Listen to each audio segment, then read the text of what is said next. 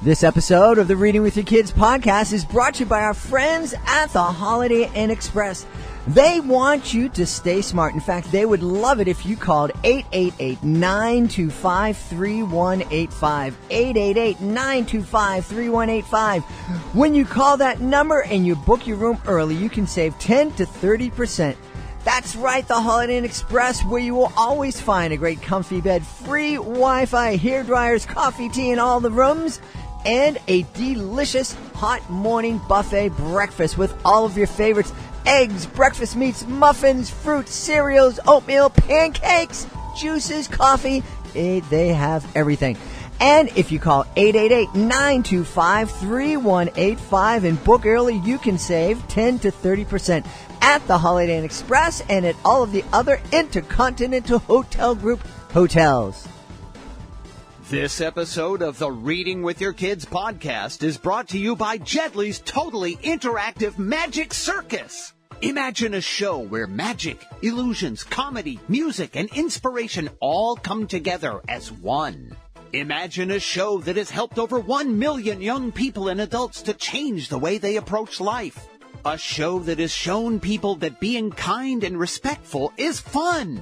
That show is Jedlie's totally interactive Magic Circus, a transformative show that inspires young people to make healthy choices, be kind, and respectful. To find out more, please visit www.jedlie.com or call 617-833-7063 today. Reading with Your Kids.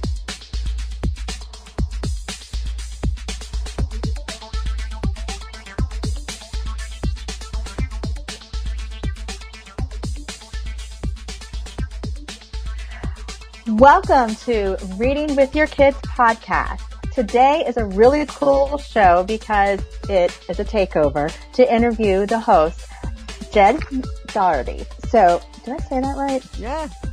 Excellent. Yeah, good. Good job. Well, I am so excited to be here. My name is Jen Milius, and Jed has been so gracious to interview so many people and so many authors about their books and the joys of reading with their kids. But I think it's just as important that Jed get his story out because he has a couple of books, and I think we ought to talk a little bit about them. So for those of you who may be tuning in for the first time, Jed, can you tell us a bit about you and what inspired you to host this podcast, Reading with Your Kids? Yeah. First, thanks, Jen, for having me on my show. That's very nice of you. I've had a really long and interesting and wonderful life to date. I kind of started my professional life as a social worker and was working with kids in the juvenile justice system here in Massachusetts for 8 to 10 or so years, and it was wonderful and horrible. It was wonderful because I made a lot of great relationships, and I think we helped a lot of kids, but it was also horrible because it was kids in horrible situations. And I ended up becoming an educational magician. When I was leaving social work, I'd always thought in my mind, as in high school, I thought I had a calling to be a Catholic priest. And the teachers, the priest at my high school, said, yeah, you might, but, go to college and work for a while and see. And if God wants you to be a priest at 18, he'll want you to be a priest at 26. And so when I left social work, that's kind of, I thought, well, this is what I'm supposed to do. And then I discovered that it wasn't what I was supposed to do. I understand that. Yeah. And, I kind of asked God, and he said no. And so then I was kind of frustrated and lost and lonely and scared and didn't know what I was going to do, and literally got down on my knees one day in my my little apartment in East Boston, Massachusetts, and said, so God, what do you want me to do? And I didn't hear an answer right away.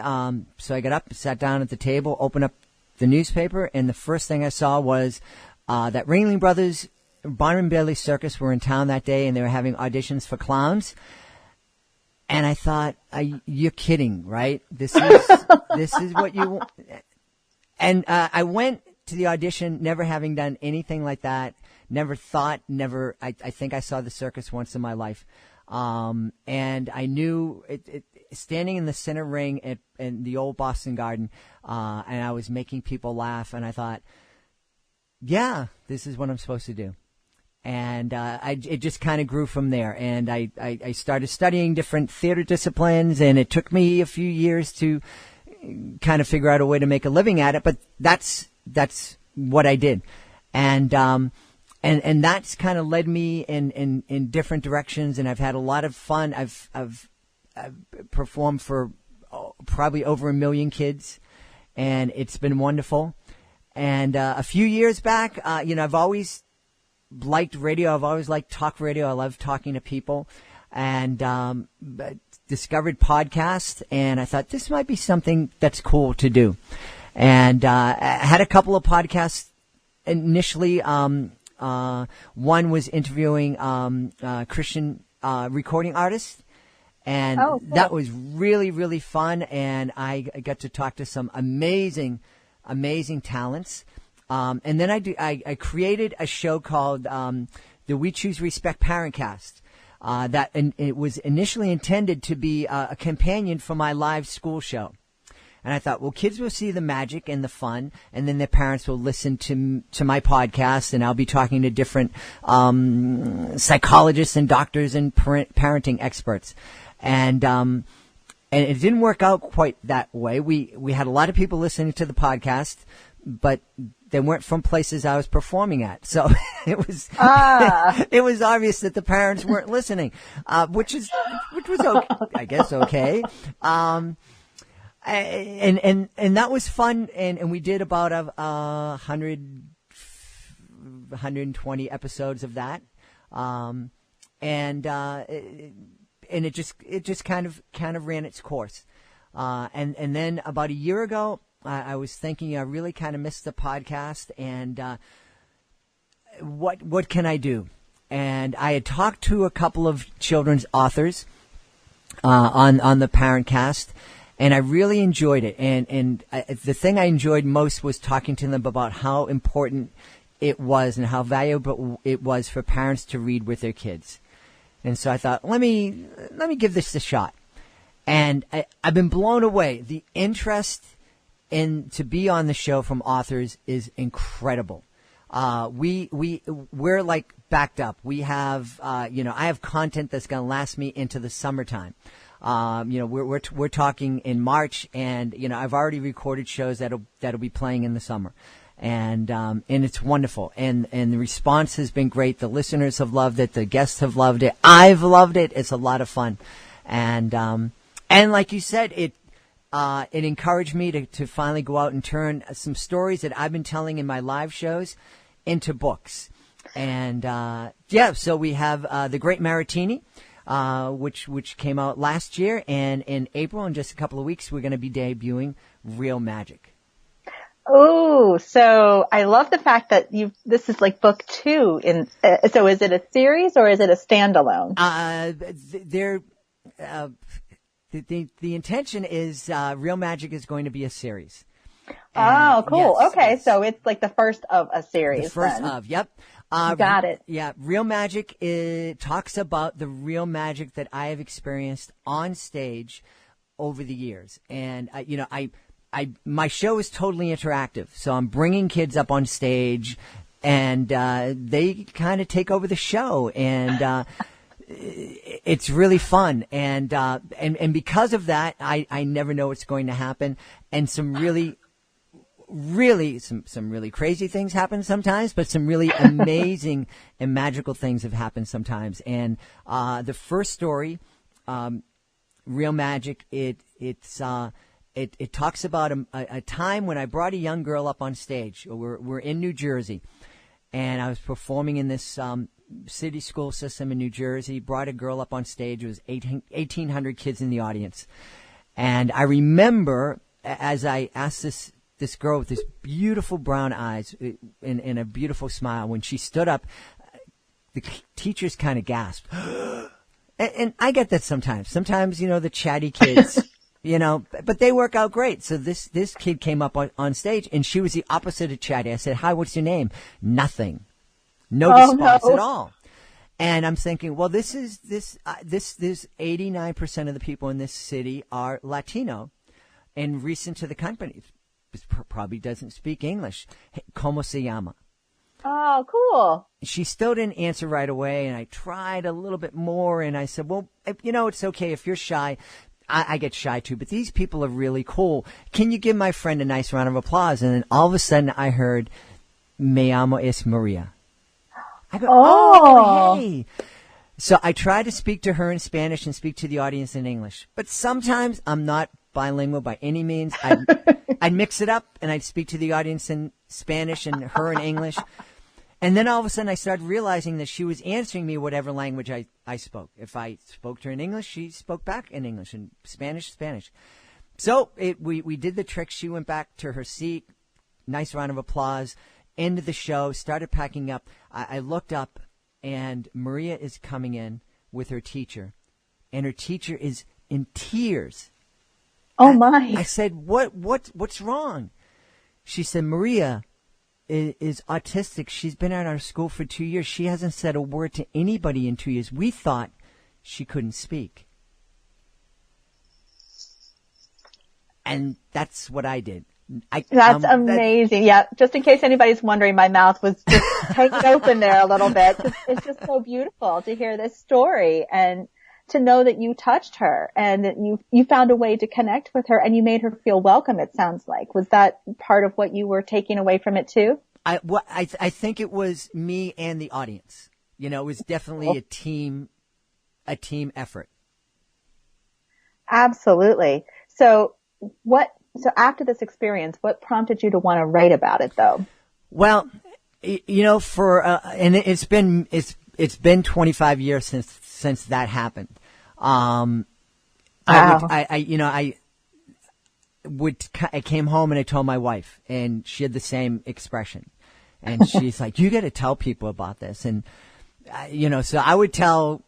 People would say, "Oh, what kind of how do you like doing this, and why do you do it? It's so much work. And you don't make a lot of money at it." And I would share stories like this, and this story in particular, and people were just blown away, and they'd say, "You got to tell the story. You got to write a book." And I'd never written a book before, even though I'd written scripts and screenplays. I'm thinking, "Oh no, but I'm not good enough to be an author. I can barely speak." Oh. So it wasn't until one of the guests on the Parent Cast, who is one of my favorite children's authors, Jeffrey McSkimming, I asked him if I just kind of put together a couple of stories, and I said, "Hey, can you just take a look at this? I trust you, and we're friends, and if this is just rubbish, just let me know, and I won't waste my time." And he came back and he said, "You need to go for this. You need to make this happen." And that blew me away. I'm like, well, if you think it's okay, maybe I should do it. So so it's been a lot of encouragement, and my wife has been like, "I've been telling you for 25 years you should write this and tell this story." Like, well, I listened to you finally. But sometimes, when you do have a story to tell, sometimes it takes a little bit to figure out how you want to tell it, mm-hmm. or to get it in that framing so that you're able to tell it in a way that truly makes sense to others when they're reading it, not just when you're there to talk about it. Mm-hmm. So I can understand how you might have needed some time with it. Is there a lesson to this story, especially something that parents and kids could have a discussion around? Well, the reason I named the book Real Magic, and it was with some help from another guest, Elsa Takaoka. What I wanted to get across to the kids is that what I do up on stage, they're tricks and they're illusion. And there's a secret to all of the tricks. It's not really magic. It might look magic, might look really cool, might be fun, might make you laugh, but it's a trick. But the real magic that happens in our lives happens when we care for someone. It happens when we show somebody respect. It happens when we ask a kid who's alone at lunch to join us. It happens when we're loving to another, when we share our smile. And so that's what I wanted to get across to kids, is that real magic is in us, and it happens when we smile, when we care, when we love. You know, I love that you share that message, and I think it's something that even that inner kid inside an adult can benefit from too, because I mean, if you think about it, in the business world, we all tend to, you know, once you become an adult, it's like all those things you don't really, you know, you're supposed to be an adult now, but that same sense of, hey, what was your perspective on that project we were working on? Or, hey, I noticed you have been kind of to yourself lately. You want to go to lunch with the group, or just a smile or a pat on the back saying, hey, I noticed you. Thank you for what you're doing. Those things go a long way. So I love that message is there for everyone, because you can hear that even with how you touch that teacher, like you shared, where she was really moved by that. That's incredible. So if an organization wanted to have some magic brought in, how do they go about getting in touch with you to find out more? Well, they can visit my website. It's jedlie.com, Jedlie. Jedlie.com. That has all the contact information there. I'm also on Facebook. If you type in Jedlie, Jedlie, it pops up on Facebook. You can connect with me there. Really weird when people book a show through Facebook. I just, you know, I travel and I'm like, are there anybody going to really be here? Because it's just so new. But yeah, we have so many different ways to communicate. But the website is the first one. The email address is there. The telephone number is there, and lots of pictures, lots of information, testimonials, videos, all that sort of stuff. Very cool. Now, I'm curious. With your book, did you do illustrations, or did someone else do them? My amazingly talented niece, Tiffany Doherty, did the illustrations for both The Great Maratini and Real Magic. And I really love that this is a family thing, because family is so important to me. And not only biological family, but, you know, the family we choose to have in our lives. And, you know, when I was putting the book together, you know, Jeffrey was saying, well, you know, there's a lot of, you go to Fiverr, you go to Oda, you know, there's a lot of different places where you can connect with illustrators. And then, you know, as I was starting that process, I realized, Tiffany is in college. She's going for graphic art. She's an artist. Let me reach out to her to see if she has some time. And thankfully she did. She, made some time out of her busy schedule, and just created some really wonderful illustrations for both books. And I loved them. And she was very patient with her uncle. You know, I would say, well, I want this. And then she'd create that. And I go, well, I really didn't want that. I wanted something different. I understand that. Sometimes what you see in your head isn't necessarily has it translated on paper. And the answer of, I'll know it when I see it seems a little bit, really? Yeah, no. And, so, and I was, every time I get it back and I go, yeah, that's what I said, but that wasn't what I was thinking. I am so sorry. And she's like, don't worry, it's okay. I don't expect any more from you. But you know, that's a really good point, because sometimes when you're writing the story and you see how it's going to shape, then when you see the picture on the paper, is that still the way it is? You're getting new information. So it's helping you to shape the story just a little bit more, because you're also having somebody else's creative juices, your illustrator's juices coming into play to create something even better than what you thought. So a lot of times that's what's happening too. Yeah. And that was one of the I think one of the big things for me that I had to do was that whole process of letting go and letting others help. That's been a real problem, a real weakness of mine, I think.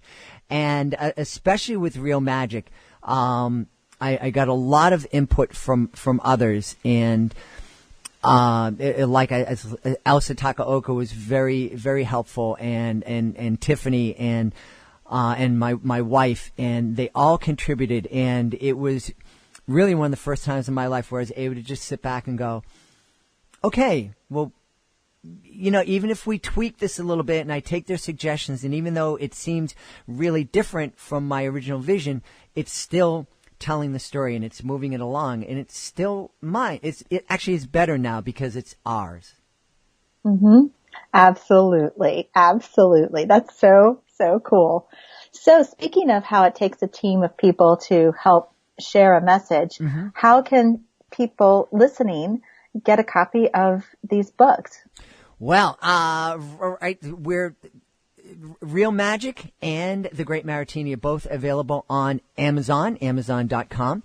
And we also have two websites. The Great Maratini, GreatMaratini.com is where you can find our giant bilingual edition of The Great Maratini.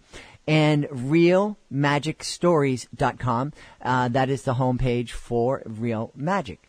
And they'll both have links to each other, so you won't have to type. If you want both books, you'll be able to get them both that way. And also, if you go to Jedlie.com, we have links to the books there. Excellent, excellent.